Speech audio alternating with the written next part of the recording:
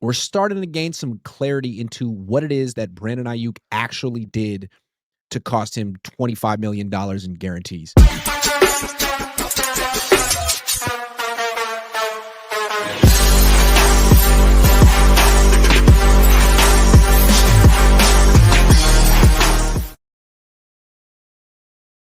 What's up? Welcome to Cohn and Krueger. That's Larry Krueger. I'm Grant Cohn.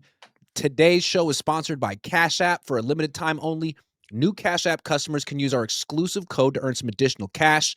Just download Cash App, use our exclusive referral code SECURE10 in your profile, send $5 to a friend within 14 days, and you'll get $10 dropped right into your account. Terms apply. That's Cash App. Cash App is a financial services platform, not a bank. Banking services provided by Cash App's bank partners.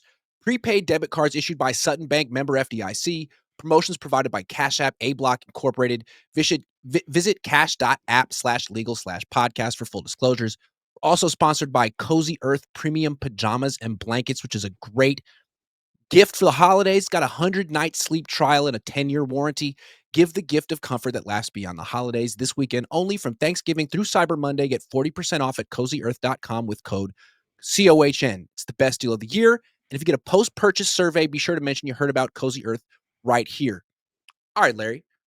Jeremy Fowler, ESPN, reported today about Brandon Aiyuk that the reason the Niners voided his guarantees is that essentially they wanted him to come to some team supervised rehab assignment over the offseason. And Brandon Aiyuk apparently blew it off. And I guess they feel that in blowing it off, he was behind schedule in his rehab, and that's grounds for termination of the guarantees. What do you think of this new information? Yeah, I mean, I think it's interesting, and that somebody said that they were like the recommendation from the league was that the only thing the Niners could do was to void the guarantees in the contract. That was the only move they had, the only card they had to play. It's a gray area. It's a gray area because it's one of those things where you telling me that every single player trains exactly the way the team wants, or do maybe some players train the way they want and some players don't train the way the team wants, and it's all about what kind of standing are you in with the team? Is Nick Bosa training exactly with the Niner people every time, or is Nick Bosa training on his own? I think it ultimately comes down to, Grant, communication. And also, when you're making way, way, way more money than you're worth, you better know all the ins and outs of your contract, because you have to know that your employer, while you think of him as a friend, is actually kind of an adversary, because it's all about the money. And it's like, well, are you going to get that money? You're going to get that money if you live by the letter of the law in the contract. But if you give somebody an avenue to get out of that contract and you're not worth the money you're making, they're going to get out. And that's what happens here. I guess the follow-up question would be, are the 49ers smart to get rid of Brandon Aiyuk? I understand they don't want to pay him this much money and they're angry with him and they don't like him. Maybe they just clash. Maybe they've said things they can't take back. But are they better without him? They're really betting on him not being good on his next stop, on his next team. When he was good, he was Brock Purdy's number one target. Brock Purdy, the thing that's supposed to make him special is the fact that he can anticipate throws down the field and throw to spots more than 5, 10, 15 yards down the field. He's not so good at that if he doesn't have Brandon Aiyuk. It's a lot easier to do that if you really trust a top-level wide receiver who can get open down the field like Aiyuk could. You think this will backfire? It's a good question that you raised, because there's what is his value? There was the value that he had pre-trade or pre-injury, and then there's the value post-injury. And I don't know. I don't want to be super negative on the guy's injury, but it's a devastating, catastrophic injury. And I think they're probably in the right to gamble that he's not going to be good, but it is a gamble.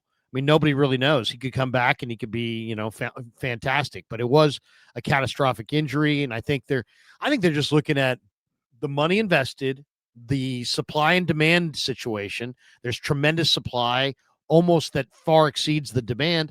And then look at what you've got out of Bourne earlier this year off the street. If you can get that out of Bourne off the street, then why would you ever invest $20+ million a year in a receiver that's very good, but I don't know if he's an elite difference maker. And that was before the catastrophic injury. So after the catastrophic injury, if I was gambling, I'd gamble that he wouldn't be worth it. Well, it does seem like I never thought he was a top 10 wide receiver, but he's a lot better than Ricky Pearsall in the Yeah. sense Ricky Pearsall flashes ability, but it seems like he kinda gets well, you've talked about this when he got drafted. He gets knocked off his route a little bit. He's not a very physical player, and I think part of the reason Brock's struggling I mean, a lot of those picks are directed at Ricky, and I think with Brock, whose game is so predicated on timing and anticipation, you need to be at the right spot at the right time. And I think Brandon Aiyuk could do that in 2023. I don't know how consistently Ricky he do it sometimes, but a lot of times I don't think he's where he's supposed to be or where Brock anticipates him to be, and that's a problem. Yeah, lots of people, and I'm sure they've sent these things to you too, have shown me videos of Ricky open. I've seen lots of videos of Ricky open. My contention, and I wanted to ask Shanahan about it today, and I totally zoned on it. I'm gonna try to get this out next time. Is Ricky open early in the down? Because I don't think he is. I don't think he's open early, and so all the short and intermediate stuff, I don't think he's open then. I think he's open down the field, but that requires the Niners offensive line to kind of hold up and Brock to be able to get him the ball and see it and the whole thing. So that would be my guess from just watching the all 22. It seems like there have been times when Brock has looked over at him and then keeps going through his progressions. Like maybe he took a look at him and he's not open, and then he comes back to him and he's open, or he comes back to him and goes to him. I rarely see Brock first read Ricky, boom. I don't think I think I saw one time in the last 3 games. Yeah, it's a good call. Um, as far as Ayuk goes, is he so wrong? You said it's a question of communication, and you're right. Obviously, you can't stop communicating with your employer, although Jimmy Garoppolo did that. He had kind of a similar ending. But is it so wrong to not want to rehab with the Niners training staff? I mean, like, how good are they? What are they known for? Yeah, I mean, it might be a good decision, but I think it also is probably one that has to be broached professionally, not just like, oh, I blew off the Niner guy. I think you'd have to say, hey, you know what? Hey, whatever, Kyle, John, Niner representative, we're gonna work out with this doctor or this coach or this, this trainer, not your guy. And I think that has to be communicated. My guess is, I mean, here's the thing too. There's a lot of money on the line. If he hadn't for sure broken the terms of the agreement, then I would imagine he wouldn't just be willingly walking away from millions of dollars. I think the fact that he's not looking to recoup or file any kind of grievance with the Players Association kind of shows us that he kind of may whatever happened here, he probably knows he's in the wrong. And at this point would probably rather just separate from the 49ers than try to make amends. Final question with Ike, then we'll move on. Is it possible that other players around the league, maybe in college, maybe other free agents, are looking at this and thinking, geez, I don't really like the way you treated Brandon Aiyuk. I mean, he was your first round pick. You could have treated him the way the Lions treated Amon-Ra St. Brown, made him feel wanted, extend him as early as possible. You waited, you haggled, you sort of went to war with him in the media.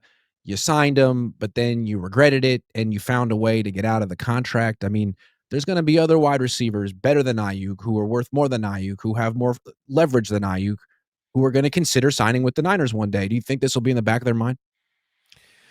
I think we need more information, to be honest, because I think we got to find out exactly how does Ayuk go on a podcast in 6 weeks and trash them? Well, I think there could be some damage there. Does he go on something with Debo and they're ripping the 49ers and the organization and how they're going about their business? Maybe there's some meat on the bone there. But based on what's happened thus far, I would say the 49ers seem like they're in, even though they've parted ways like all teams do with a number of different players. I think the 49ers are in pretty decent standing in the league with other players. I think they're, maybe their practice habits could be called into question. Maybe they practice harder on Thursdays than some teams do. But as far as being team friendly, I think Kyle Shanahan is almost like a player. I think he's got kind of an open door policy. I think that kind of gets around the league. So I don't know. It's hard to say. I think it's all predicated on what comes out going forward from Ayuk's camp, I think. Here's my take on the Ayuk drama. I think it all stems from something that I've been talking about for years. I call it the Cabo click. I feel like this team has a click, and it's Kittle, and it's Juszczyk, and it's Brock, and it's McCaffrey, and it's the guys who vacation together. And it's great that they're friends, but it seems like they're a team within a team. And the fact that Juszczyk has such a prominent position at the table when he's a fullback and guys who produce more than him aren't really in this clique, I think there's consequences. And I think the whole thing with Ayuk since he got drafted, which is 5 years, is that he was never really in the clique for whatever reason. Maybe he's just a jerk or he's antisocial.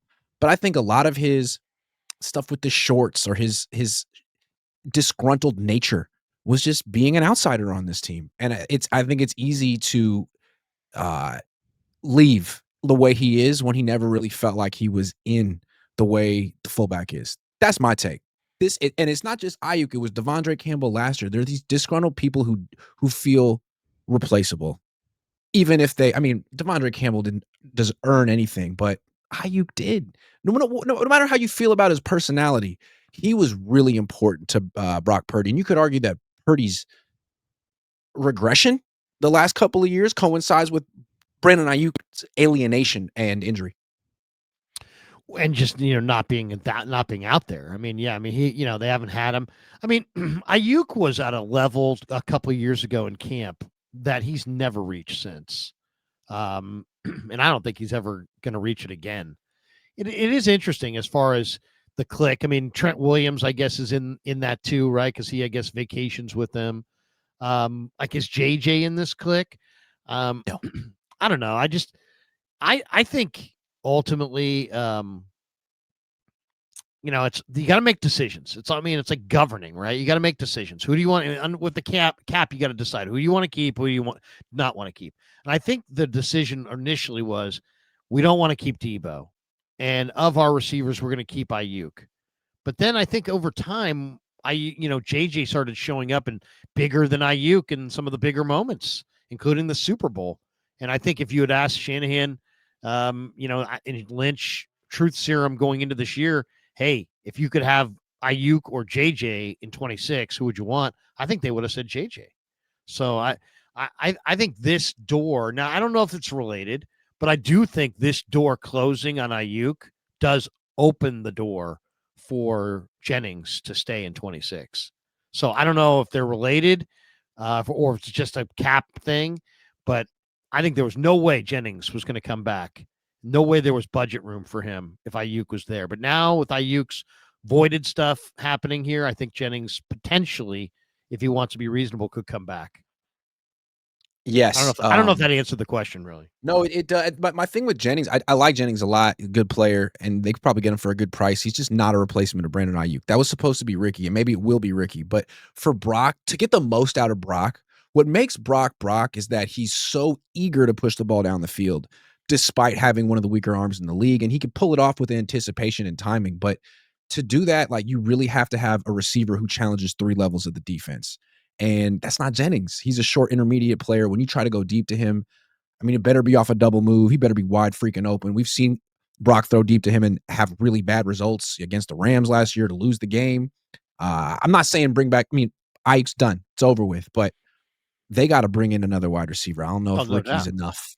No. They wide receiver is a major need for this team now. I mean, they need a difference making. I don't know who it's going to be, Carnell Tate or somebody. They need somebody in the first couple rounds. Need some speed. I like Jeremy Bernard from Alabama, but I mean, he probably could be a second round pick. But yeah, they got to have an offensive tackle. They got to have a receiver. They got to have, a defensive lineman or two. Those are musts. Today on X, Kurt Warner compared Brock Purdy to himself, said really sees a lot of himself in Brock Purdy. And when Kurt Warner was at his best, he had, Marshall Faulk, that's Christian McCaffrey, Isaac Bruce, Niners don't have that guy, and Torrey Holt, who I always thought that was my comparison for Brandon Aiyuk, a lot like Torrey Holt. Well, You got to replace these. If you want those kind of results from Brock Purdy, you got to have those kind of weapons. Let's talk about Brock. He's having a real interception issue. He's thrown multiple picks in 4 of his last 5 starts. He's thrown 9 picks in his last 5 starts. It's becoming an issue. What do you see, not just from the result of the pass, but from the process, the way the ball leaves his hands, the way he's driving it or not, his footwork? What are you seeing on film? Well, I mean, okay, a couple things. First of all, don't get gaslit by these people who are like trying to be like, well, it's 3 bad throws. Mhm. No, no, no, no. It's 3 intercepted bad throws. There were probably 6 interceptable balls. He could have thrown 5 or 6 picks in that game. Let's not confuse this. It's not like, oh, he was awesome, except for these 3 throws, and we're nitpicking after a win and all this. They won the game, so you know what? It's not like life stops or something. But the reality of the situation, and I was sitting there next to Todd Husak, who played briefly in the NFL and played at Stanford and knows a little bit about something about quarterbacks since he was one and quarterback mechanics. And he was pointing out to me a couple times, look at the replay and look at his right leg. He's not throwing off of a planted right leg. Mhm. He's throwing with all arm and all shoulder. It's not with a strong base. So stuff around. Have you noticed he looks pretty good when he's zipping it around 5 to 7 to 12 yards around the line of scrimmage? He looks pretty good. He looks pretty much like Brock. Where he doesn't look like Brock is when he's the first couple steps when he tries to escape. He doesn't have the same explosiveness. So he starts to run and then stops running. We've seen that 2 or 3 times because he realizes, hey, I don't have the same speed. I can't run the same way. So then he stops running and looks to pass. And then the arm strength isn't there because he can't bury that toe into the ground. The arm strength is not there. All of the balls that we're talking about that didn't look good were 18 to 25 yards in that range. They're longer throws down the field, and those balls hung in the air. I mean, it's like, and it wasn't just this game, by the way. The last pass in the Arizona game to McCaffrey, where he's jumping up, it's like we're still waiting for that ball to land. But Brock has thrown some bring rain kind of medicine ball type. I mean, just big, slow, looping stuff in the middle of the field. And I mean, you're breaking all 3 of the rules of NFL quarterbacking. You can't be late. You can't be late over the middle, and you can't be late over the middle with nothing at all on the football. And that's what. And in Shanahan and Purdy, I mean, they're defending this. It's like, hey, he made the right decisions. We're not talking about his ability to process. I think we all would grant him that he has tremendous ability to process. What we're talking about is pure arm strength and the delivering of the football. And he's like, hey, I didn't put enough on that pass. Well, it's like, I mean, yeah. Then why throw it? Throw it?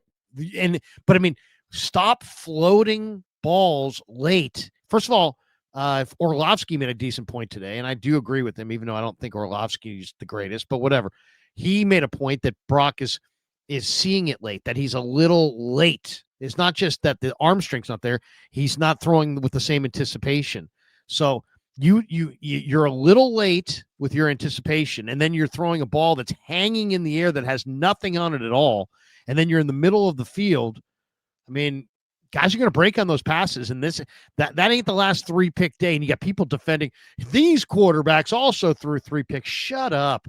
I mean, seriously, shut up. It's not about the 3 picks. It's about the fact that this guy on 20-yard passes down the field, the ball is hanging in the air, and it's not about the 3 picks that he threw. It's about the 2 or 3 that he could have thrown in addition to those 3, and it's about the 5 that he's going to throw in Cleveland on Sunday. I mean, that's to me. And you talk about him processing too, and like I've seen him process well. I've seen him go deep into progressions quickly. But the fact of the matter is, since he entered the league in 2022, of all the quarterbacks who've thrown at least 700 passes, he has the highest interception percentage at 2.83. Got that from Josh Dubow. Like, that can't happen, man. If you can read defenses and read zones and anticipate where to go, then stop throwing so many picks. Because all the rules are in your favor. You can't touch these wide receivers. The league average in picks is like 2.4. And Mac Jones came in, same team, same system. His interception percentage is 2.1. The whole reason to go from Mac back to Brock is that people said there were gonna be more big plays. That Mac is good, but he's sort of playing like Jimmy and dinking and dunking and leaving things, leaving meat on the bone. There's stuff down the field that he wasn't hitting. All right, well, here comes Brock Purdy, and it seems like because of the toe or whatever, he's not. I mean, I'm looking right now on some Summer Sports, Sumer Brain. I asked him, what's Brock Purdy's rating on passes that travel 20 yards downfield this season? According to Sumer Brain, his passer rating on passes that go 20 yards downfield is 28.8, 17 attempts, 9 completions, 1 touchdown, 4 picks.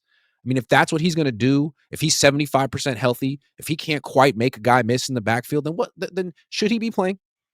I mean, this is the elephant in the room. It's like, have you noticed that every person associated with the 49ers is like, when it comes up, should Kyle consider playing Mac over? Oh God, no. And then let's talk about the two quarterbacks. You would swear that Purdy's like Joe Montana and Mac Jones is like DeBerg. And it's like, no. There's not that huge divide between these two guys. There just is not. And stop gaslighting us. I understand why you're doing it. You have invested over $100 million in Purdy. And you can't, if you've invested that much in Purdy, you can't entertain dialogue that says that Jones could be better or Jones could be as good or Jones could be even in the same stratosphere. Because then immediately Jed's first question is, why did you two donkeys give this other guy $100 million if these guys are readily available and we can have this other guy for nothing? So they understand the dynamics here. So that's why everybody's pushing back so hard. The intellectual dishonesty on this topic is off the freaking charts. The only people that are truly honest about this are people that have nothing invested. You, me, a few other people have nothing invested. The Niners are invested. Don't ask them. It's like, hey man, I got 2 cars. I got a Bentley and I got a Honda Accord. And I'm sitting here talking up the Honda Accord constantly. Well, the first question is, why'd you spend $200,000 on that Bentley if the Honda Accord's so freaking great? So that's obvious. So they're trying to squelch the entire conversation because we can't possibly have that conversation because all roads lead back to we effed up. So we can't have that conversation. So there's all right, hold on. So they're trying to protect their decision to give him this contract, and I completely agree with that. Yeah, but at the same time, at a certain point, winning football games has to be the number one priority. So let's say, I mean, they're fighting for a playoff spot. There's no guarantee they make a playoff. They make the playoffs. And Brock Purdy just had this horrendous performance. Probably should have been pulled, but they didn't pull him and they won. So okay, no harm, no foul. You escaped. If he does that again, throws a couple picks and they lose in Cleveland and they end up missing the playoffs by 1 game, I mean, that's a fireable offense. You missed the playoffs because you played your injured quarterback instead of the guy who was doing well. I mean, you asked for it. And so good luck if they play Brock Purdy this weekend. They better beat the freaking Browns. Well, then it also kind of comes across like Kyle's playing Purdy. Is Kyle playing Purdy or is Purdy playing Purdy? Yeah. Because I get the sense that Purdy was like, you know what? Mac Jones is looking really good. And I'm standing here watching my job get taken from me. I'm getting back on the field by hook or by crook, and I'm going to go out there and I'm going to battle. Now, part of me respects it. Part of me respects I want to fight for my job. I want to fight for what I have. I get it. But what people don't understand, or maybe they as opposed to like Jimmy, who just gave it to Brock in 2022. Go ahead. Right. But the one thing I think people don't get is that Brock's not going to, it's not static. He's not staying the same. By playing, the turf toe is going to probably get worse. So the lack of arm strength, the lack of mobility, whatever inaccuracy he may have, it's not likely to be better next week or better the week after that. It's likely to be worse. So that's the question is, do these rainbow balls and these, the inaccuracy and the inability to run or escape, does that become worse over time? Because if it does, I think right now we're looking at Brock Purdy at about, my guess, I mean, who knows, but I would guess 75%, 80% of Brock Purdy right now. And so 80% of Brock Purdy with how competitive he is, it's comparable to Mac. But man, I'm telling you, if he keeps continuing to turn the ball over, or if he and in any way regresses further south from this, Jones will be the better option, and Shanahan will lose face in the room if he doesn't play the better option, I think. I think he's the better option. I mean, when Jones was playing, Shanahan was able to call games in a different way. He was able to call 40, 45, 50 dropbacks, and win. Because Mac Jones wasn't throwing an outrageous number of interceptions. He wasn't throwing an outrageous number of turnover-worthy passes. And with Brock, I mean, there was a hope that he could take the offense to new heights and unlock certain potential, but now he's thrown so many picks that Kyle has to, like, work around Brock and run the ball a lot and manufacture all these short throws the way he used to do for Jimmy Garoppolo. Again, if it wasn't for the contract they had to justify, they wouldn't do it. And I think it's obvious to everyone why they're doing it, and it better not cost them a freaking game because people are going to be upset. What's entered into the equation now, though, is now their jobs are tied to Purdy. Yep. And that's what's different between this time and last time with Garoppolo. Last time their jobs weren't tied to Garoppolo. Now their jobs are tied to Purdy. Kyle has said on more than one occasion, Brock Purdy's the last quarterback we're going to have here. He did. He did say that. That's a good point. I almost got the feeling like Jed said that wasn't his line, that was a line that was said to him. Thank you and for he's just reminding sharing me. us. Because it's like sharing that their job should have been tied to Trey Lance, but then it wasn't, and they got to like wiggle out of that because Brock Purdy appeared. It's like, can't you do that again with Mac Jones? It's like, look, Jed, I know you spent $250 million on this guy. Sorry. But look, we got Mac Jones. He's great. Pretend you spent that money on Mac Jones. Anybody who wants to debate that fact, by the way, Ryan Pace, is he running the Bears right now? The guy who drafted Mitchell Trubisky? Oh, no. No, he's not running the Bears anymore. Most of the time, if you take a quarterback in the top 5 and you swing and miss, you're gone. Now, I don't think those guys should be gone. You don't think those guys should be gone, I don't think. But at the same time, that's a huge hit. And so Purdy saved their bacon, and now they're all in on Purdy. And I'm sure Jed was like, hey, we'll do this, but this is it. This better be the guy. And now, I don't know. I don't know how heavy-handed the Yorks and Jed are when it comes to football, or if that's something that we're creating, because we have no real intel that gives us, that these guys are, that Jed is, Kyle or John are on the hot seat, or that Jed's pissed off or whatever. But I mean, the Niners sure did rein in the spending this offseason, and I got to think that came from Jed. Mark says, hey guys, missed the game, watched the highlights. At one point, Joe Buck said the crowd was restless after Brock's third INT. Thoughts? How would he know? How would Joe Buck know? Yeah. But I did hear a lot of people saying, like, I was in the crowd, I was in the seats. People were saying, bring in Mac. I think that's kind of normal in a game where the starter's struggling and the backup's good.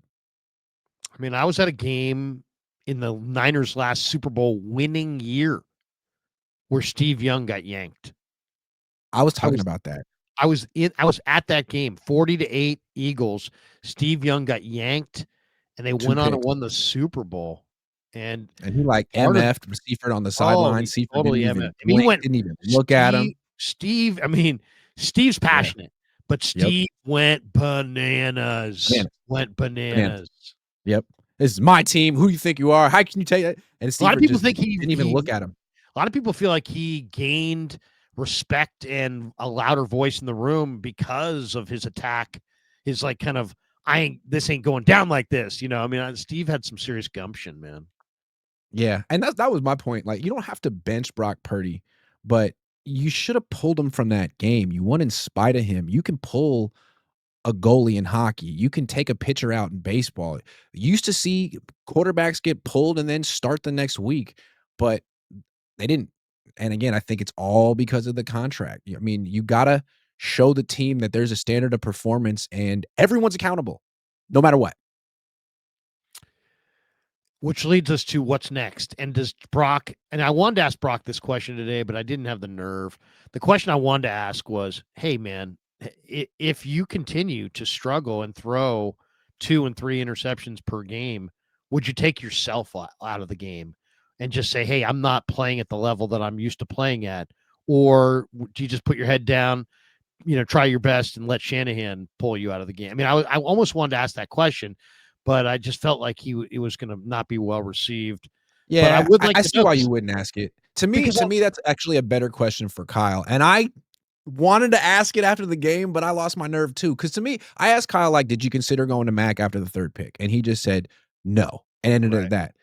Could have followed up with why or how many picks would Brock have to throw before you'd consider it? I mean, at a certain point, there's a limit, right? Yeah, I mean, and then it's like, have you heard the term soft benching? It's like, or if Kyle in this game against Cleveland, if the Cleveland's had 20 hits on the quarterback last week, if they had 20 hits on the quarterback this week, and they went to Mac Jones in the third quarter, would we call that a soft benching sort of? Because maybe he'd be like, well, Brock didn't look right to me. His mechanics didn't look right. His ball didn't look right.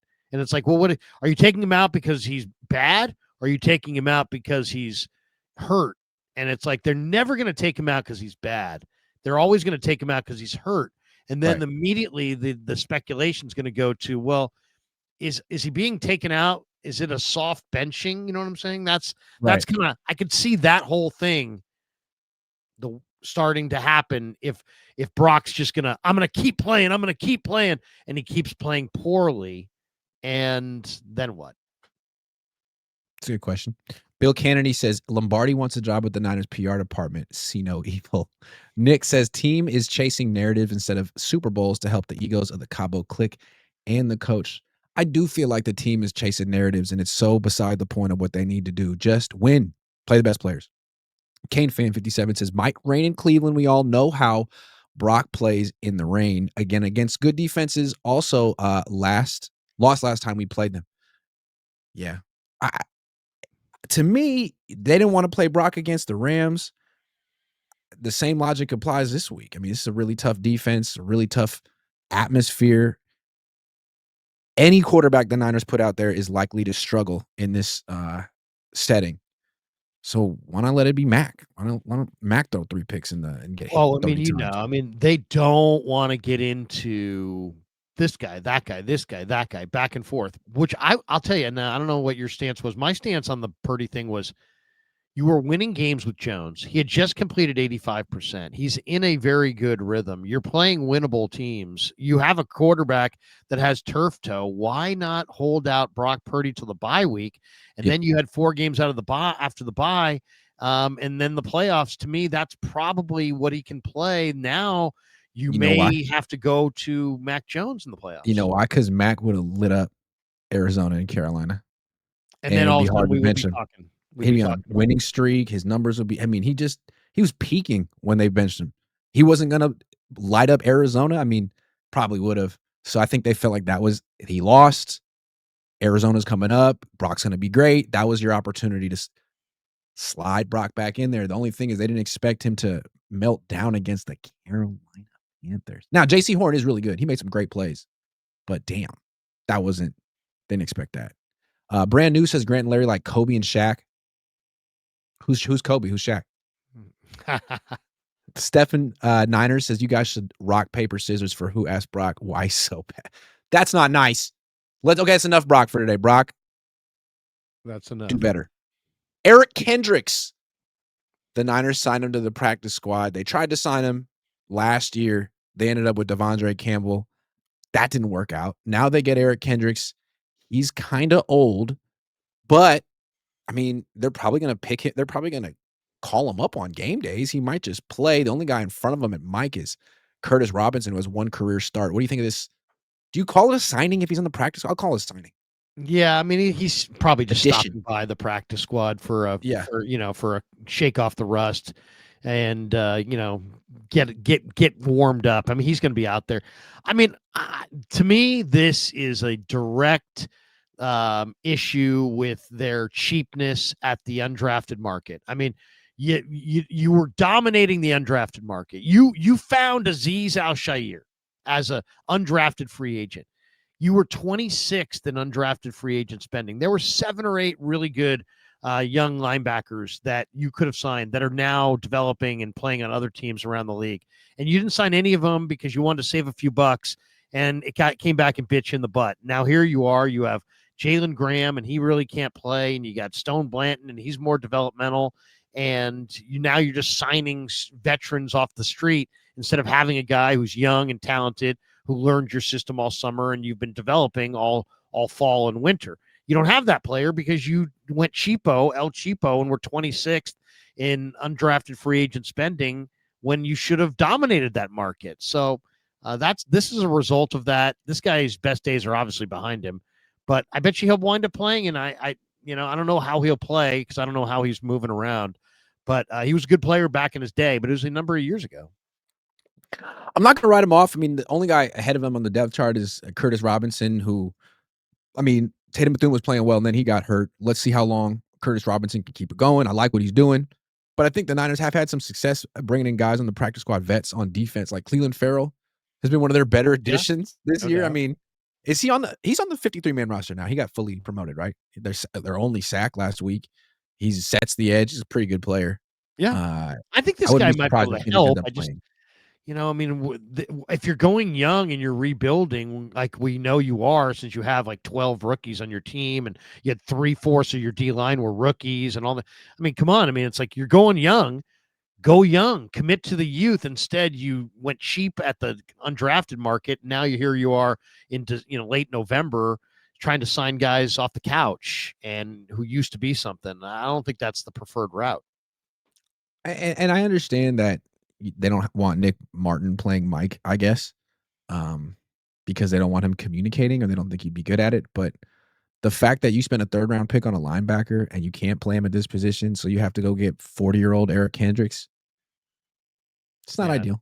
That makes that look pick. I mean, even if that pick was a great pick, right now you're casting doubt on that pick with this signing.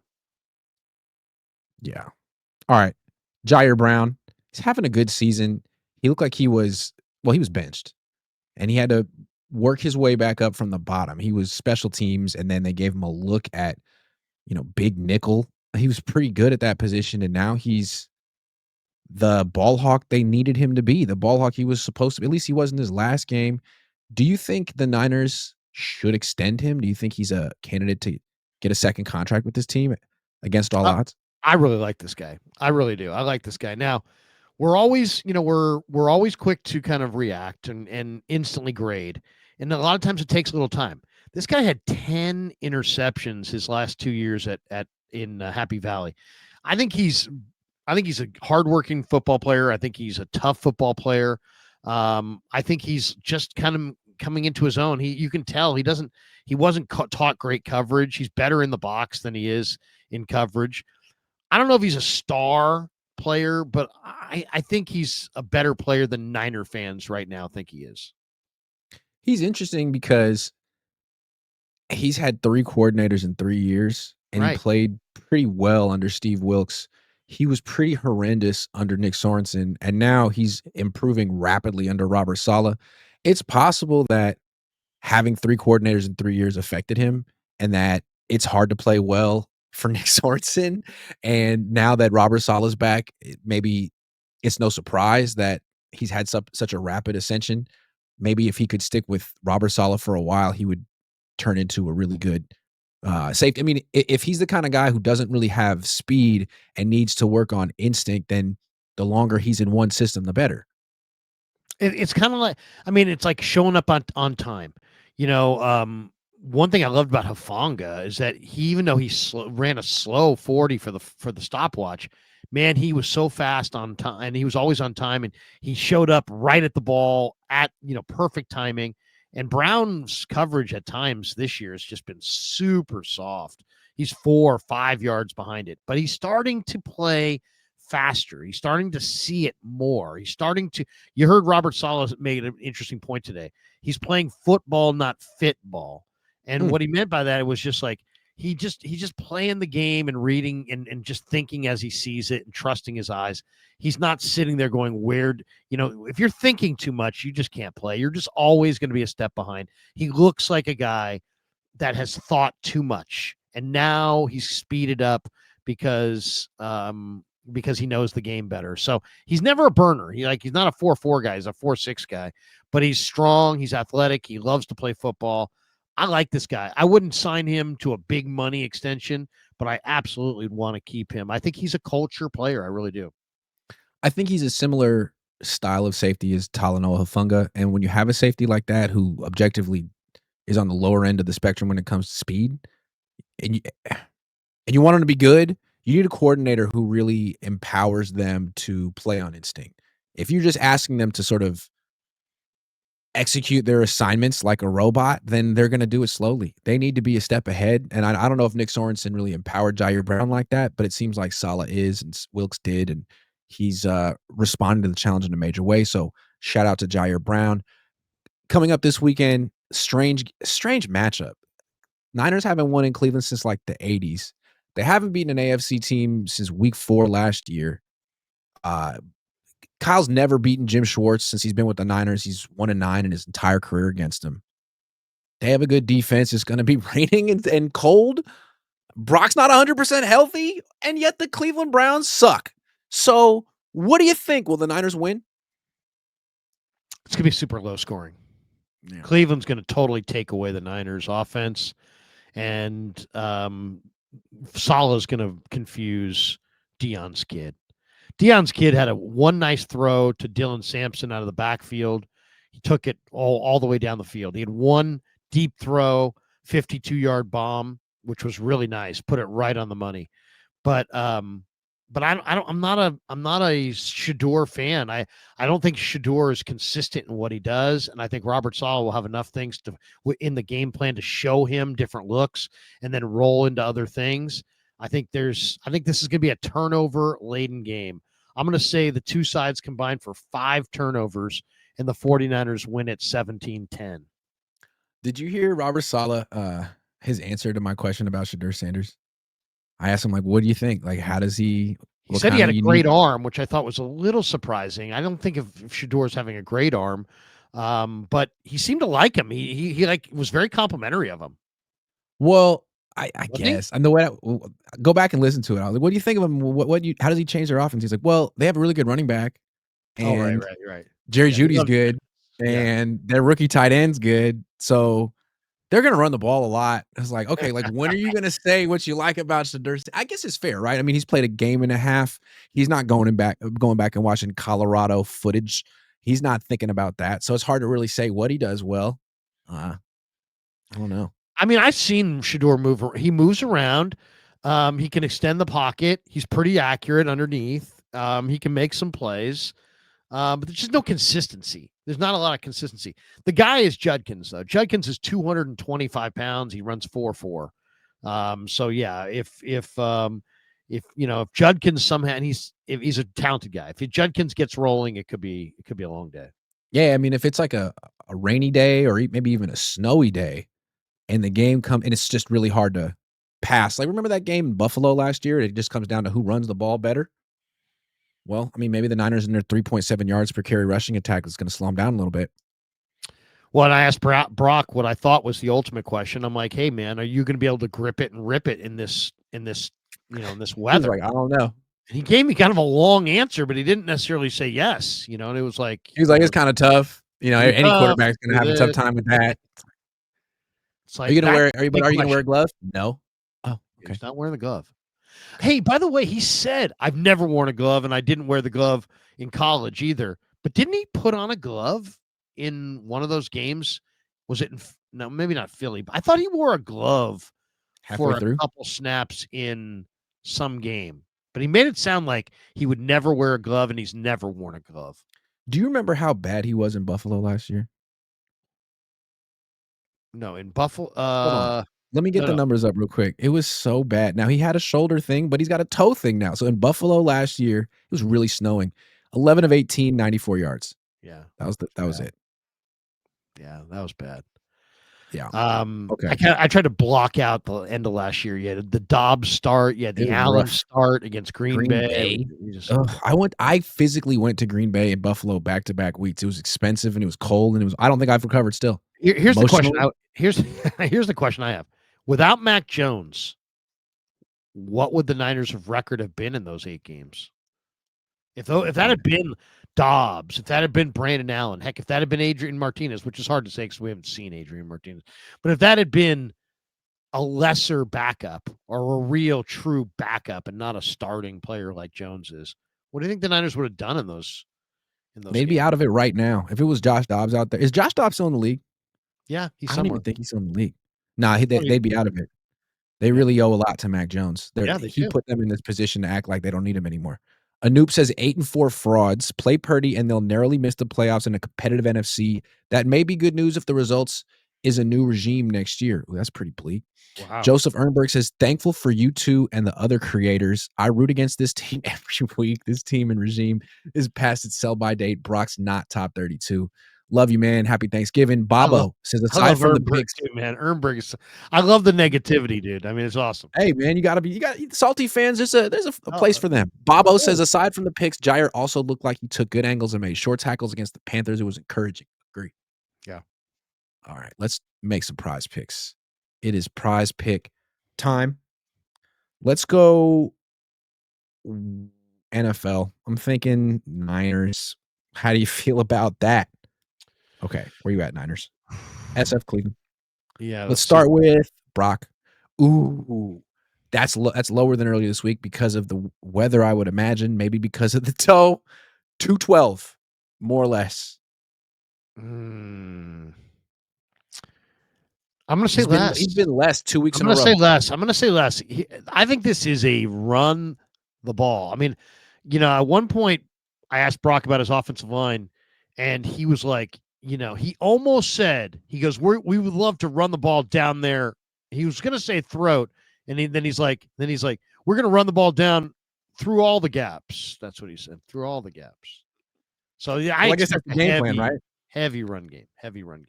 Okay, Shador Sanders, 158 and a half against the Niners. 158 and a half, more or less. Gosh, I think it's gonna be more. Okay. I don't think it's gonna look pretty. I think his completion percentage is gonna be close to 50%, but I think he's gonna have 175 yards. Okay, what about Quinshawn Judkins, 69 and a half rushing yards, more or less? More. Double. He's going to get a lot of carries. Christian, 68 and a half rushing yards, more or less. I'm going to say more. Really good defense. Yeah, but the Niners are going to run it a ton. They sure are. Christian just seems like he's in this mode right now where it's like, do you know how about this? Christian leads the NFL in both rush attempts and receptions. It's freaking almost December. That's unbelievable. So he leads the league in catches? He leads the league in catches and rush attempts. That's remarkable for him, but I don't think it speaks well for Kyle. Like, come on, man. Come on, dude. Why are you running this dude into the ground? What are you doing? He's like 50% of your offense. Shout out to Christian for doing it, but he shouldn't be asked to do this. Let's get one more or two. Harold Fannin, 39 and a half receiving yards. He's kind of like their secret weapon. Oh, no, definitely more. Definitely more. Niners struggle to cover the tight end. This guy's a really good receiver. All right, last one. McCaffrey, the receiver, 39 and a half receiving yards. That seems easily attainable. I don't know. What do you think? That seems oddly low. I'm going to go above. But okay, those are our picks. The only one we want less than is Brock. The other ones we're bullish about. Still, we're going to flex it, submit it, download Prize Picks, use promo code COHN, COHN, play $5, get $50 instantly in lineups when you use my promo code. Okay, we've got two more super chats and we're out of here. Swift Gotti, 25 says the overload of touches for CMC is part of his contract to get him into the Hall of Fame. Brock Purdy said working for CMC after the game. Thoughts? I think it's just about the winning. I think it's just about winning the games. And Shanahan loves CMC. Can't get enough of them. I think it's also about the contract. You gave him it. People criticized it last year, and now you get to sort of rewrite the narrative on that one by giving him 2,000 yards. I mean, it's crazy. I mean, Brian Robinson's probably thinking, what the heck? What am I doing? Why did you trade for me? Yeah, why did you trade for me? Why didn't you just go with some guy off the street if you're going to give him 20% of the carries? Isaac Garendo, Patrick Taylor. Whatever happened to Patrick Taylor? He got hurt, but he's still hurt. Anyway, Marcus Ralph says Purdy will have a strong arm one day, and the Saudi Arabia market with San Francisco 49ers partnership will be awesome, right, guy? Did you know that the latest guy they sold to, he's supposed to be like a local investor, but if you look at who his parent company is, it's like Some Saudi Arabian company. Did you know that? I didn't know that. Yeah. I wouldn't mind the road trip to Dubai though. I'm trying to go. Could you imagine? It's going to be like a football stadium on the top floor of like a skyscraper that's 7 billion floors. I mean, that would be pretty cool. I would watch that. Sure Payne 418 says, I think because of how the Niners treated Dion after the 94 season, there will be extra motivation for Shador. He wasn't even born. Yeah, but that's a stretch, man. But maybe Mark Lamar says, I am a Matt guy at this point. However, I also am looking forward to them playing Brock Purdy so we can get this over. Let it play out. Prove me wrong, Brock Purdy. I agree. I agree with that. Give me this, Grant, before we go. Give me this. How do you think this season plays out with these two quarterbacks? Because I think I'm ready to give my prediction. I think Mac's going to play again. I don't think Brock's going to finish the year. I don't think he's going to make it. It's looking bad. I think he's going to keep throwing picks, and they're going to say his toe hurts. This is what I'm going to predict. I think Brock Purdy's going to play well, win games, have a recurrence of the toe, come out, be deemed out for the year. They're going to the playoffs. Jones is going to Brock's going to start the first playoff game. He's going to exacerbate the toe so bad that he can't play. Jones is going to win 2 playoff games, and they're going to play the Super Bowl at Levi's with Jones. I like that. That's way juicier than mine. See, here's the thing about the Niners. If they make the playoffs, you already know they're going to the NFC Championship game. Since 2002, they either have missed the playoffs or gone to the NFC Championship game. So it's one or the other. And if they make it and Mac's starting, he's going to the NFC Championship game. And then they got to figure out what to do after that. It'd be interesting. I could do it. Whoever is standing in the winner's circle on Super Bowl Sunday, quarterback wise, if the Niners get the 6th ring, whoever quarterbacks them to that win in that game will be the quarterback. It's true. You could have a Carson Wentz, Nick Foles situation. Guys, thanks so much for watching, Larry. Phenomenal show. Appreciate you coming on. Happy Thanksgiving, bro. Happy Thanksgiving to you. Happy Thanksgiving to everyone. I won't see you tomorrow, but I'll see you when I see you, man. Happy Thanksgiving.